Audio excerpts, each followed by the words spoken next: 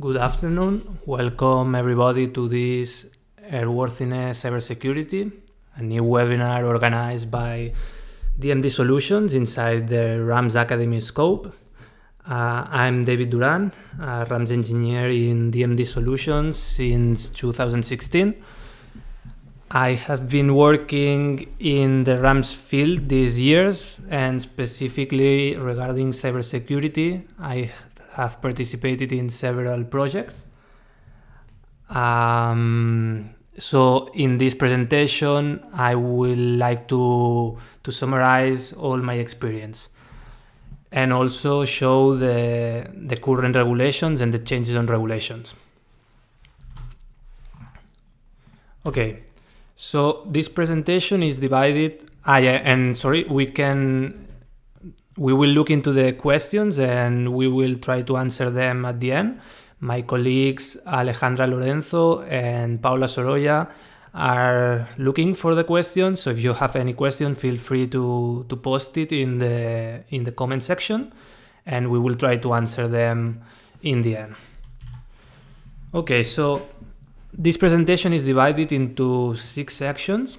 The first section explains a little bit the history of cybersecurity and more specifically the relation of cybersecurity with EASA, which is the certification authority in Europe. Then in section 2, I present the amendments that have been made on the regulations and specifically regarding cybersecurity. In section 3 and section 4, I will explain a little bit the security risk assessment and the development process that has to be followed for an applicant to do this assessment, to perform this assessment. And finally, in section 5 and 6, I will briefly present the verifications regarding cybersecurity and the aspects that have to be in mind when performing continued airworthiness cybersecurity. Okay, so EASA started working on cybersecurity on May of 2016, and the reason behind that is that EASA faced several new systems that were increasingly connected between themselves, so they were more susceptible to security threats. And in the end, it's a thing that the clients and the applicants were demanding also. The scope of the regulation regarding cybersecurity is strictly related to safety and security. So, for instance, if a passenger has a leakage of the password regarding the credit card, this does not falls inside the scope of the cybersecurity or airworthiness cybersecurity. What it falls inside it is aspects related to safety. The objective in the end is to mitigate safety aspects caused by potential cybersecurity threats and handle threats of intentional and unauthorized electronic interaction to aircraft safety. So on February of 2019, last year more or less, EASA released the Notice of Proposed Amendment 2019-01. In this amendment, it was proposed that by the end of 2019, more specific by the third quarter of 2019, EASA will change most of the certification specifications, acceptable mean of compliance and guidance materials for the regulations. This is what was planned, even though until June of 2020 it was not finally realized. Anyway, the options that were on the table regarding cybersecurity were these 3 options. Option 0 is, okay, we don't make anything. This obviously it's negative because applicants will be ignoring cybersecurity expectations and the designs will be not protected enough. So this has a negative economic impact also. Option 1 was to amend the certification specifications and also the related acceptable means of compliance. This option is fine because it took all the necessary actions to protect against cybersecurity threats, but it was decided that it was better the option 2. And the option 2 is to amend the certification specifications, but only change the acceptable mean of compliance 20. So EASA only had to add one section in this acceptable means of compliance. This was easier because EASA had to maintain less the documentation. So when you make a modification, there are less documents that have to be changed. So this was the way forward. So in June of 2020, EASA took the decision, and all the certification specifications were updated. Option 2, as I have said, has been taken, and these are the affected rules. We have CS25 for large aircraft. We have CS27 and 29 for helicopters, APU for auxiliary power unit, ETSO MP also. Then we obviously have the acceptable means of compliance 20, which is the means of compliance where the cybersecurity and all the steps that you have to do are explained. And regarding the CS23 and Part 21, also the AMC was changed. So the acceptable means of compliance were also changed. And these changes in the regulations are applicable to the following stakeholders. We have large aircraft and rotorcraft, specifically during the type certificate and the supplemental type certificate. It's also applicable to an approval of an ETSO article, European Technical Standard Order. It's also applicable if you need to change an already certified product. And it also applies to the systems which provide air service information. So these are the affected stakeholders. Now, the changes in the regulations, I put here an example of CS25. It is really similar in the other aircraft types. So in this case, for the CS25, a paragraph was added, the paragraph 1319, and the first paragraph, paragraph A, tells that aircraft equipment and systems and networks must be protected from intentional and unauthorized electronic interactions that may result in adverse effects on the safety of the airplane. So this protection must be ensured by showing the security risks have been identified, assessed, and mitigated as necessary. Now, in the acceptable means of compliance of the CS25, it is referred specifically to the AMC 2042, which is in the end the section of the acceptable means of compliance 20, which contains around 4 or 5 pages where all the cybersecurity is explained. And we will go into details now after this slide. Then the other paragraph relates to the continued airworthiness. So if you make a change on the aircraft, you also have to reassess the cybersecurity if it has an impact on security, obviously. So we can go into AMC 2042, which in the end is the acceptable mean of compliance that tells you what do you have to do regarding cybersecurity. The other certification specifications only refer to this one. So there's a new section called Airworthiness Information Security Risk Assessment. And in this section, it's recognized that in order to verify the cybersecurity requirements, you need to follow these 3 standards: the ED 202A, ED 203A, and ED 204. The 202, it tells you the fundamental concepts behind the airworthiness cybersecurity. The 203 is probably the most important one. It tells you how to evaluate a cybersecurity assessment, how to evaluate the threats, the security measures of your system, okay? So the mitigations that you have to apply.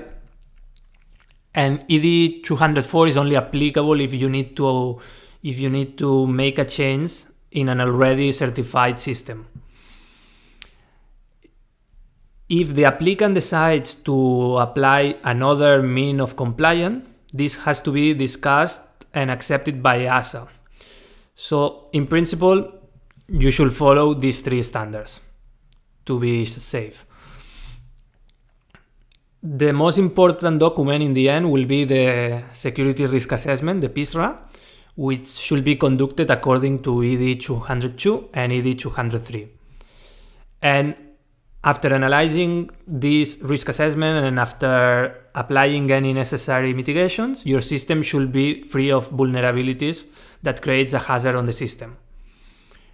It's important to consider that the risk acceptability depends on the part type. So, for instance, a risk that is acceptable for CS29 may be not acceptable for CS25. This is also possible. And then, as I have said, if you change a part or a system that is already certified, you need also to reassess in order to see if there are new threats that were not foreseen during previous assessments. And this has to be done according to ED 204. So now we can go in the ruling, in the ED 202 and ED 203. And in this section, I will explain briefly the development process that should be followed according to these regulations. As you can see here, you see the B diagram. In the left side of the B diagram, we have to follow the preliminary security risk assessment at aircraft level and system level. While in the right side, which is the documents after the design, you need to apply security risk assessment both at aircraft and system level. For all these documents, it's also necessary to provide inputs from safety. For instance, for the preliminary security risk assessment, we have probably the most important document for the cybersecurity, which is the functional hazard analysis, because in the end it identifies the failure conditions. Then you can also provide the preliminary system safety assessment, and other possible documents may also apply, for instance the FMIA or the common mode analysis. And regarding the right side, the input is the system safety assessment. The aspects to consider on any cybersecurity assessment are these ones. First of all, you have to determine the operation environment.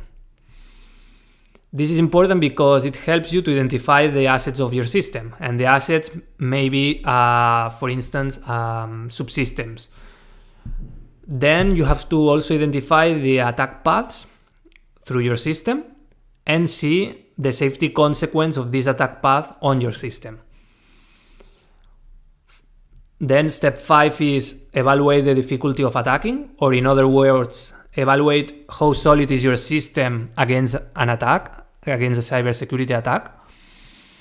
And then when you know the score of the difficulty of attacking, you can compare this difficulty against the severity of the failure conditions or the threat conditions. If the risk acceptability is fine, okay. If not, you need to apply any necessary mitigation. If we go more specific in the security risk assessment, which is the most important document regarding cybersecurity, there are 2 inputs that you need. As I already told, the failure conditions coming from the functional hazard analysis, and then you need to define the security scope. We will see the security scope in the next presentation, in the next slide, sorry. Then when you have that in mind, you have to identify the threat conditions. There are different types of threat conditions. For instance, a threat condition is you lose the integrity of your data, you lose the confidentiality, you lose the availability, access denial. These are kind of threat conditions, for instance. When you identify all the possible threat conditions, which need to be linked to the failure conditions also, you can then have the threat scenario in mind. And the threat scenario is composed basically with the following parameters.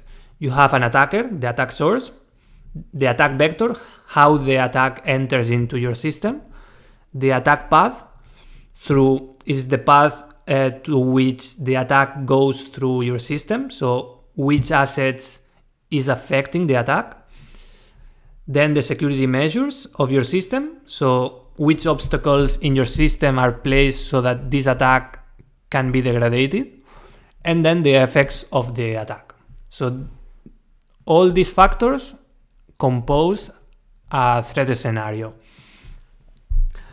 The security measures, which in the end is anything that can prevent or that can degrade the effect of the attack, can be of different type: preventive, deterrent, detective, corrective, restorative, and these security measures are the ones that need to be evaluated in order to see the level of threat of a given scenario. So for each threat scenario, you have to evaluate the level of threat. So let's go more in details in each of these sections. So regarding the security scope definition, you need to identify first of all the assets, which are the subsystems that compose your system, logical and physical resources. Then you also need the security perimeter, which is the boundary inside which your assets are placed. This is usually hardware or software interfaces with your system. And then everything that is outside this security parameter is the security environment.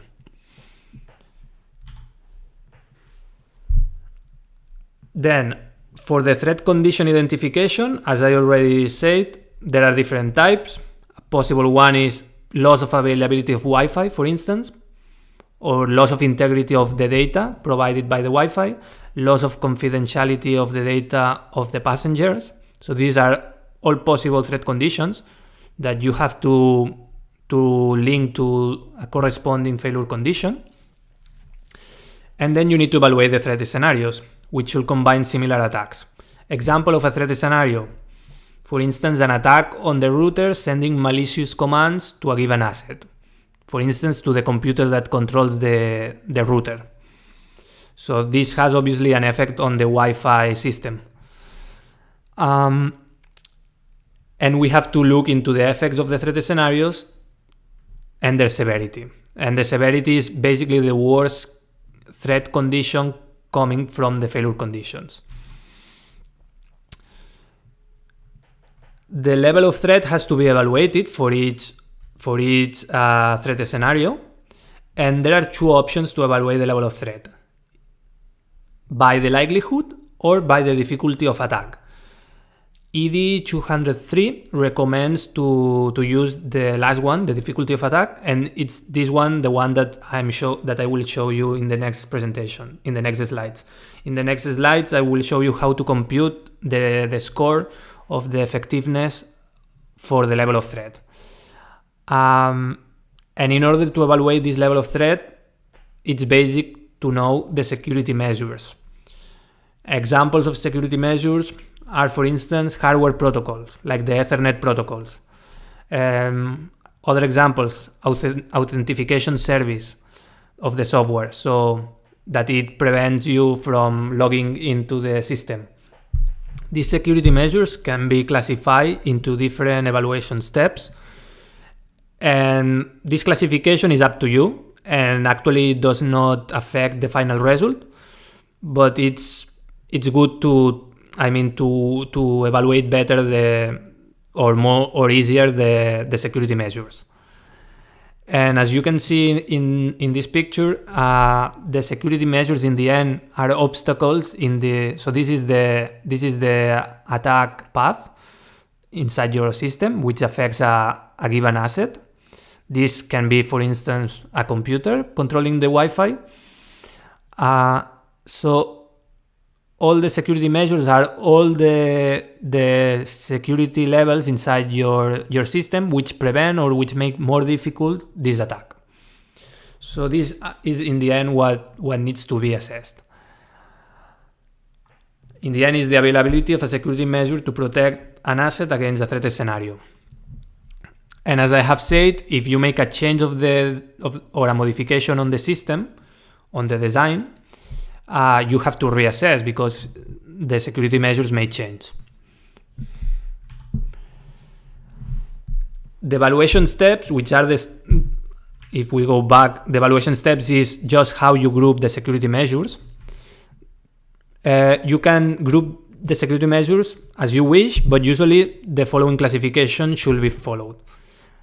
You should follow regulatory secure measures. These are external regulations that make more difficult the attack.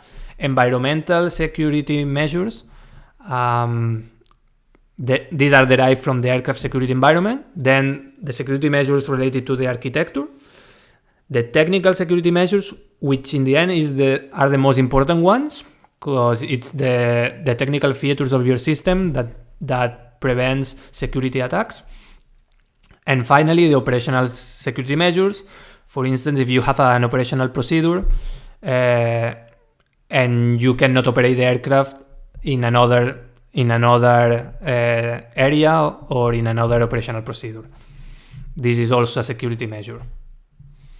As I have said, the order of evaluation does not affect the overall result, and there are 3 criteria for the security measures. The first one is the preparation means. So this tells you how much prepared has to be the attacker to successfully attack your system. This is how much knowledge needs the attacker to have in order to attack your system. Then the window of opportunity is also important. It's basically when it's possible to have an attack on your system. In some cases, in some threat scenarios, it's only possible on ground during maintenance. So this is important also. And then the execution means, which tells how much expertise from the attacker is needed to successfully perform a given attack. So now we will talk about scores. So the first one is the maximum score that can be obtained is 6. The second one is 8, and the execution means is 18. I will show you after this slide specifically which kind of preparation means we are talking about, or window of opportunity. And it's also important to note that technical security measures, like for instance, the Ethernet protocol, this technical security measure cannot be above 10, and the non-technical security measures, like a regulation, cannot be above 6. And one last thing before going into the numbers, it's important to know the risk acceptability. This is related to the safety. So if you have, for instance, a threat scenario which has threat conditions that are related to hazardous failure conditions, you need at least high or very high required effectiveness. And this is a score of 19 or above. So this is also another thing to keep in mind, because in the end it's what you have to compare the output with. So going into the first type of security measures, the preparation means, if the attacker needs or does not need a lot of knowledge of your system to attack it, then it has a low score, as you can see in the table. And also if the attacker can purchase a code software to attack your system, it has a lower one than if the attacker has to develop his own bespoke solution. Anyway, the score goes from 0 to 6, as you can see here. Going to 6 if the attacker needs to know really well the system, and this is only possible with inside knowledge of the company. Then the window of opportunity has a score from 0 to 8. If the attack can be carried out at any time, it's a 0. If the attack can be carried out only on cruise, this is 1. If only on ground, a 2, and so on. This is also important for the scoring. And then the other one, the execution means, is how much expertise has to be the attacker to succeed in the attack. And and this goes from 0 to 12. It's important to note here that the overall effect, summing the different security measures, should only exceed the 12 points if additional security measures will really slow down the assumed multiple expert attacker. And related to this, it's really important to know if the security measures that you are considering are independent. So you cannot just sum all the scores of all the security measures that you imagine and this is the result. No, they have to be independent, so they provide additional barrier to the attacker. They have to be diverse, not vulnerable on the same attack, and they have to be isolated, segregated, either physical or with logical boundaries. If two security measures are dependent, you have to take usually the worst case, the one providing less score. And anyway, the total score is also capped per criteria, and I will show you now with a table, with a really useful table, what I'm talking about regarding the capping. So here I put an example of the formulas that you should use. This is a typical table that you should provide on your risk assessment, and you should provide one of these tables for each threat scenario. If you have only one threat scenario, then you only provide one table.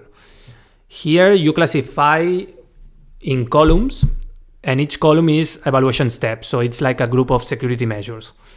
In this case, I have, as an example, I have said that step 1 is regulation, step 2 operational security measures, step N is technical security measures.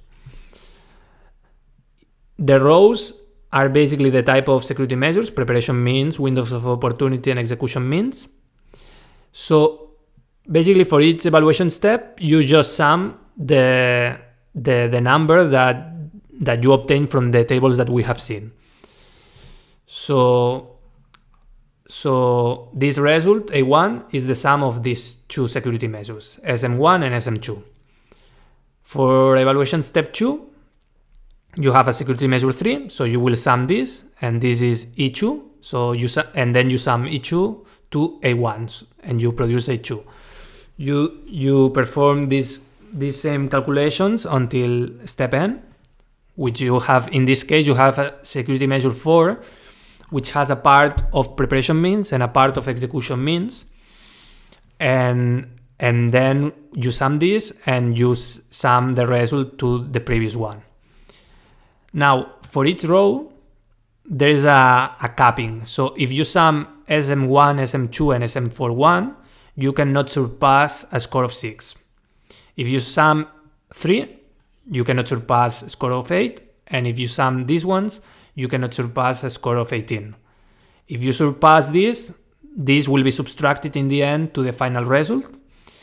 And besides that, there's also a limiting number here, which is the 30. So you cannot surpass a score of 30. And this assumes also that you have independent, diverse, and isolated security measures. If that's not the case, you should only consider the worst security measure of the ones that are related. This is also important. To put that in numbers so that you can better grasp the idea, for instance, let's assume that security measure 1 and 2, which is a regulation, provides you a score of 2. This is, for instance, if you have here, uncontrolled information and no significant preparation time, and the attacker can use codes to make the attack. So this is 2.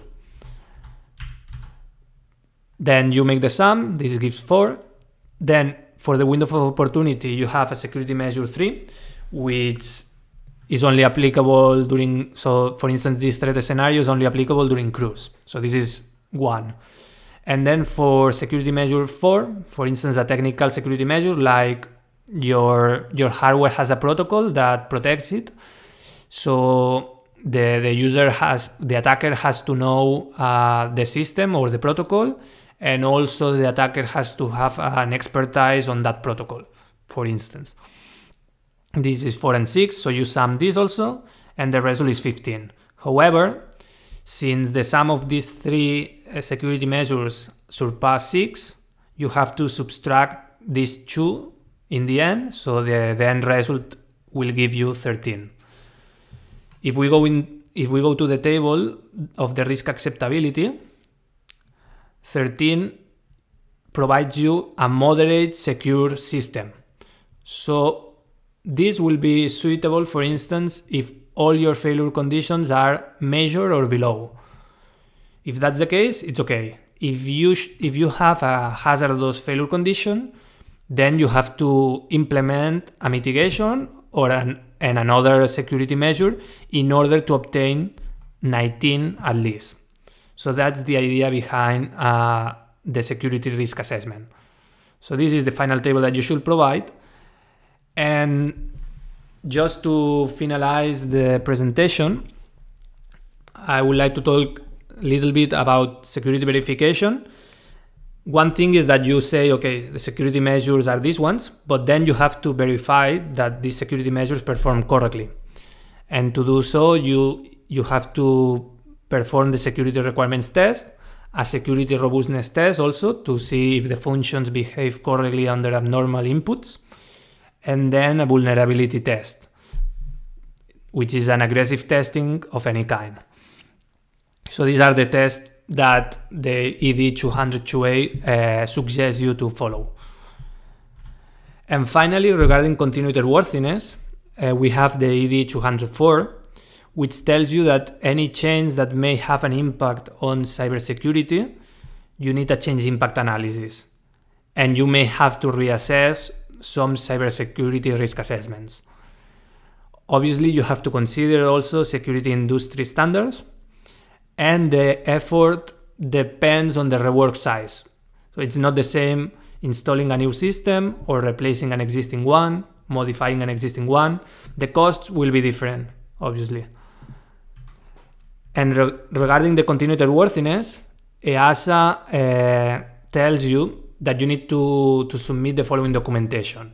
And basically there are 4 kinds of documents: the plan for security aspects of certification, the security scope definition, both at aircraft and system level, the preliminary security risk assessment, both at aircraft and system level, and the system security risk assessment, also at aircraft and system level.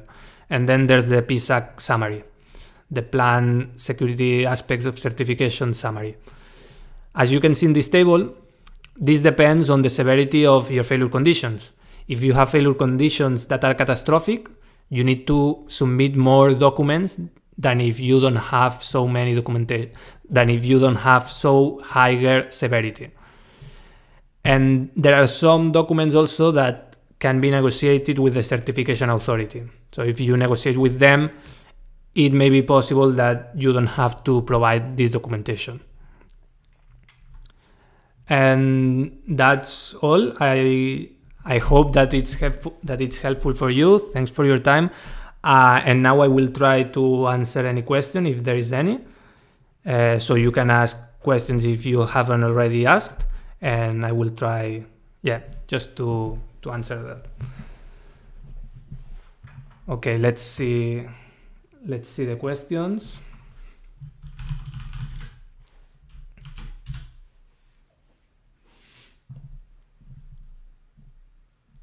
Wait a second, Paula. Okay.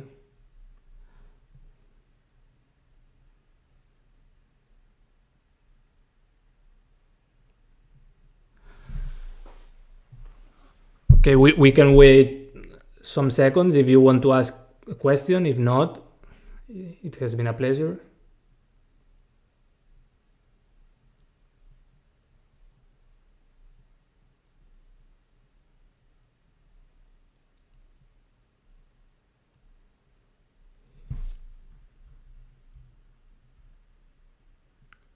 Anyway, if any question occurs to you, you can always mail us to DMD Solutions, or you can always ask us for any doubt. And the presentation will be uploaded also in this link, so you will have fully access to the link. So yeah, so thanks for your time and see you on next webinar.